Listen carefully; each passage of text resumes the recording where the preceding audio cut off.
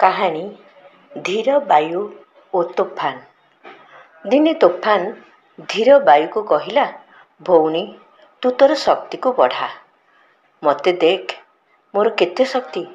ମୁଁ ଚାହିଁଲେ ମୁହୂର୍ତ୍ତକ ମଧ୍ୟରେ ଘରଦ୍ୱାର ଧ୍ୱଂସ କରିଦିଏ। ଗାଁ ଗଣ୍ଡା, ଗାଈ ଗୋରୁ ସମସ୍ତଙ୍କୁ ଭସାଇ ନିଏ। ସମୁଦ୍ର ପାଣିକୁ ଉପରକୁ ଉଠାଇ ନେଇ ସହରଗୁଡ଼ିକୁ ପାଣିରେ ବୁଡ଼ାଇ ଦିଏ। ସମସ୍ତେ ମୋ ନାଁ ଶୁଣିଲେ ଡରନ୍ତି।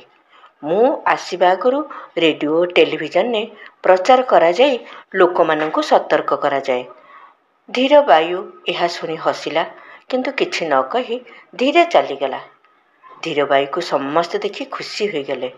ଗଛଲତା ଆଦି ଖୁସିରେ ଝୁଲିବାକୁ ଲାଗିଲେ। ନଦୀର ପାଣି ଧୀରେ ଧୀରେ ଦୋଳି ଖେଳିବାକୁ ଲାଗିଲା। ସମସ୍ତେ ଖୁସି ହୋଇଗଲେ। ଏହିପରି ହୋଇଥାନ୍ତି ଖଳ ଲୋକ ଓ ଭଲ ଲୋକ। ଖଳ ଲୋକଙ୍କୁ ସମସ୍ତେ ଭୟ ଏବଂ ଘୃଣା କରନ୍ତି।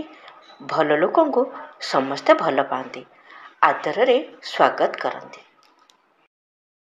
ବିଚାର କ୍ରାନ୍ତି ଦୂତ ୟୁଟ୍ୟୁବ ଓଡ଼ିଆ ଚ୍ୟାନେଲକୁ ସବସ୍କ୍ରାଇବ୍ କରିବା ସହ ପରବର୍ତ୍ତୀ ଭିଡ଼ିଓ ପ୍ରାପ୍ତ କରିବା ପାଇଁ ବେଲ୍ ଆଇକନ୍ ଦବାନ୍ତୁ ଏବଂ ବିଚାର କ୍ରାନ୍ତି ଦୂତ ଓଡ଼ିଆ ଫେସବୁକ୍ ପେଜ୍ ସହ ଯୋଡ଼ି ହୁଅନ୍ତୁ। ଧନ୍ୟବାଦ।